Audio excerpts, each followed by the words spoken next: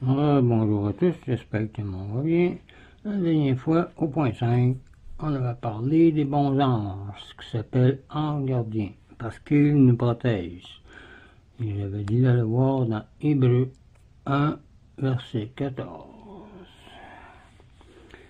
Et on avait parlé que chaque homme et femme a son gardien, et aussi, pas juste les personnes, mais aussi les villes, les nations, les familles et les paroisses, communautés, etc. Aujourd'hui, on va parler les anges gardiens nous secourent de quelle façon. Donc, commençons avec un signe de croix. Au nom du Père, du Fils et du Saint-Esprit. Amen. Les anges gardiens. Les anges gardiens nous secourent de la façon suivante. Point 1. Ils nous inspirent de bonnes pensées et excitent notre volonté au bien. Dans la campagne de Bethléem, au tombeau du Christ après son ascension,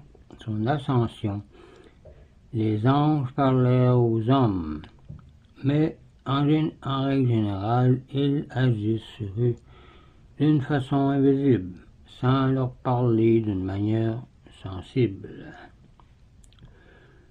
Il y a peu d'années, en mars 1890, quelques écoliers de Richenberg, dans le Bohême septentrional, entreprirent une excursion dans la forêt. Ils furent surpris par un violent orage et se réfugièrent tous sous un arbre. Tout à coup, l'un d'eux courut sous un autre arbre. Les autres le suivirent, et aussitôt la foudre tomba sur le premier arbre, et le mit en pièces. Persuadés que l'ange gardien avait inspiré ce mouvement de partir, les parents élevèrent en son honneur une croix à cet endroit.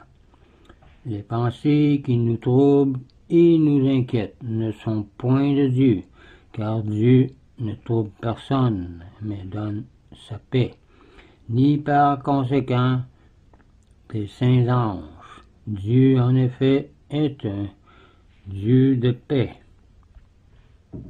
disait Sainte Thérèse.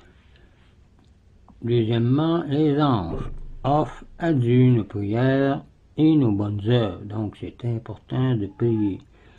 Saint Raphaël déclara lui-même qu'il présentait à Dieu les prières de Tobie, voir Tobie 12, verset 12, au canon de la messe. Troisième prière après l'élévation, le prêtre prie tous les jours Dieu de faire porter la sainte victime par son ange devant son trône.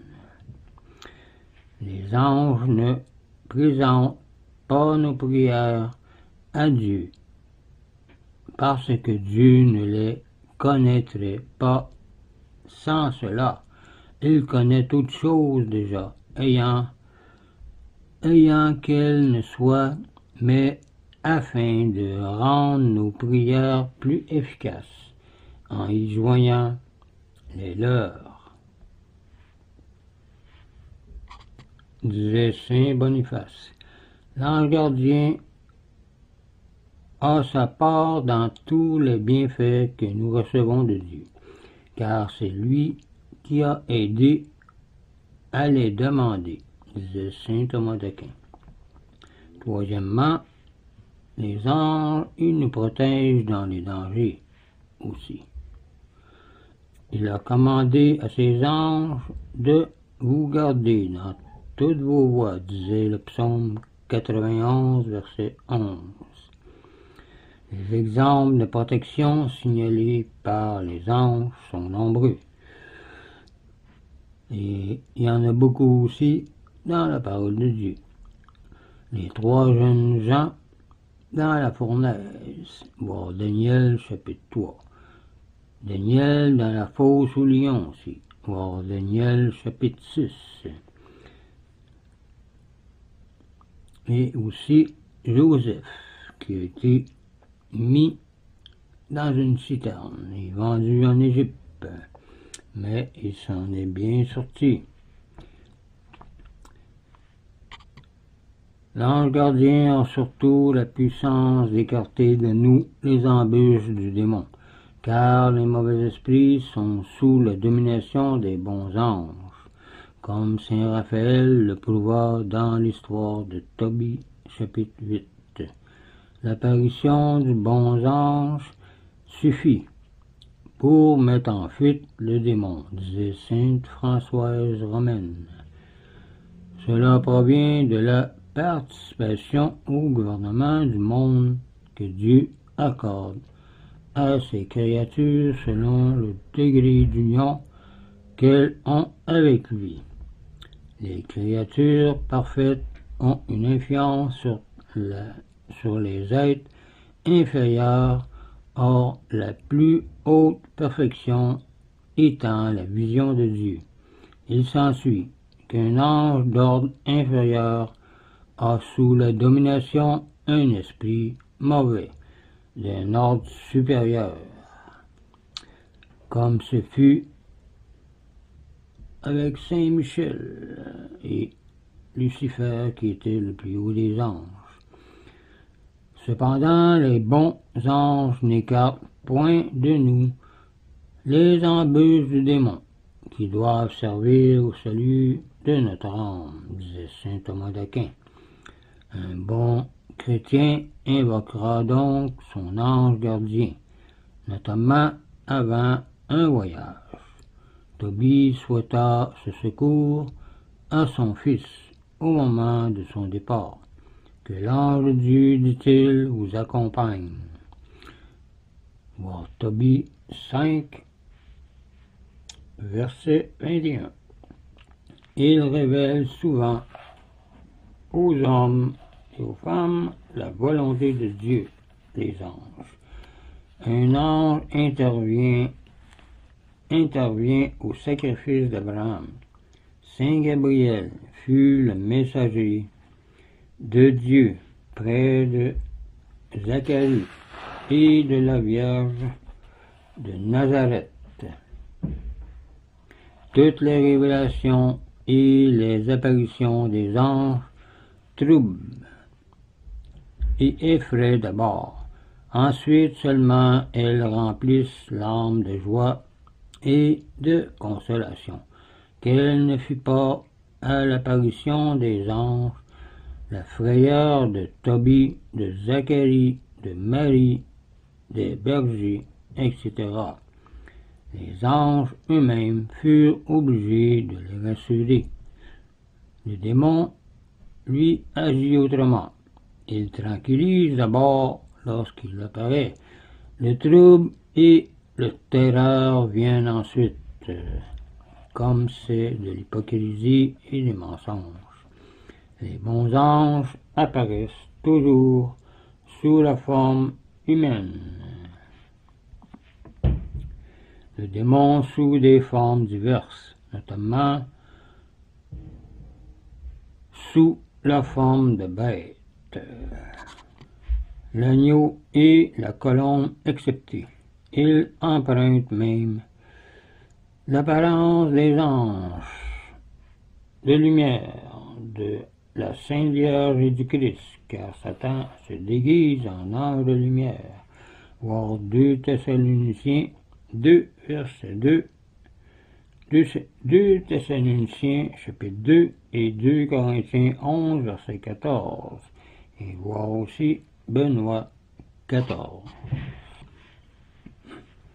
En règle générale, ils apparaissent pour les séduire, à ceux qui, par orgueil ou par curiosité, recherchent des choses extraordinaires, par exemple aux spirites. Pour obtenir la protection des bons anges, il faut chercher à leur ressembler par une vie sainte, les honorer et implorer très souvent leur secours. L'expérience prouve que les petits-enfants sont l'objet de la protection spéciale de l'ange gardien. C'est donc l'innocence qui fait de nous ses amis. L'amour de Dieu nous rend agréables aux anges, disait Martin Luther, et le péché les chasse comme la fumée les abeilles, disait saint Basile. L'ange gardien ne protégera donc pas les enfants qui grimpent sur les arbres pour dénicher les oiseaux, ni les travailleurs qui profanent le dimanche.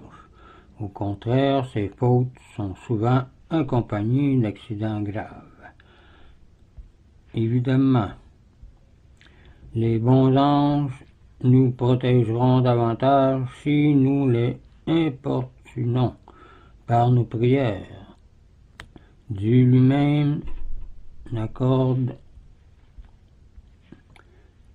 ses grâces, Dieu lui-même n'accordant ses grâces que quand on les lui demande. Les anges observent aussi cet ordre de la providence. Il faut donc tous les jours invoquer son ange, le saluer en entrant dans la maison, le féliciter de nous être restés fidèles, le remercier de ses bienfaits et faire de même pour Dieu. On doit à son ange gardien une reconnaissance plus grande qu'à sa mère. Celle-ci ne nous protège que durant notre enfance. Celui-là, notre ange gardien, pendant toute notre vie, non seulement contre les dangers du corps, mais aussi contre ceux de l'âme, disait une autre. Notre reconnaissance doit être celle de Tobie qui disait « Mon Père, quel salaire allons-nous lui donner, ou comment pourrons-nous dignement recommencer ses bienfaits ?» Voir Tobie 12, verset 2. L'Église a fixé la fête des anges gardiens au premier dimanche de septembre ou au 2 octobre. Elle a aussi consacré le lundi à leur culte. Il faut aussi honorer l'image de l'ange gardien. On le représente premièrement en priant auprès d'un enfant au berceau, protection de la vie. Deuxièmement, conduisant par la main un enfant qui traverse un pont très étroit, guide vers le ciel. Troisièmement, écartant d'un enfant qui se promène dans la campagne un serpent prêt à le mordre. Secours dans la tentation. Quatrièmement, s'envolant vers le ciel, en portant un enfant dans ses bras, assistance au lit de mort. Le catéchiste fera réciter la prière à l'ange gardien aux enfants. Et voici une légende parie d'une protection spéciale accordée à l'empereur Maximilien sur le rocher de Saint-Martin en 1496. On entend aussi bien souvent que des enfants tombent de très haut sans se faire aucun mal. Les journaux rapportent par exemple le 3 mai 1898 qu'au numéro 47 de la rue de Clignancourt à Paris, la petite Henriette Ferry, âgée de 3 ans, tomba du 5e étage sur le pavé et se releva, saine et sauve. Il y a aussi le 9 juillet 1885, le fils du prince Alexandre de Salt, un petit garçon de 8 ans, tomba près de Vienne d'un coupé de chemin de fer ouvert par un ouragan. Le train passa sur lui à grande vitesse et quand on eut fait manœuvrer le signal d'alarme, on le retrouva à la stupéfaction de tout le monde, courant après le train. Et on pourrait même nommer plusieurs autres exemples que les anges nous protègent si on les invoque. Donc, mais pour cette vidéo, ce sera fini et pour le sujet des anges aussi. La prochaine fois, on va parler de l'homme, la création de l'homme, point 9. Et ensuite, de la femme. Donc, je vous laisse là-dessus. Je vous dis au revoir et union prière.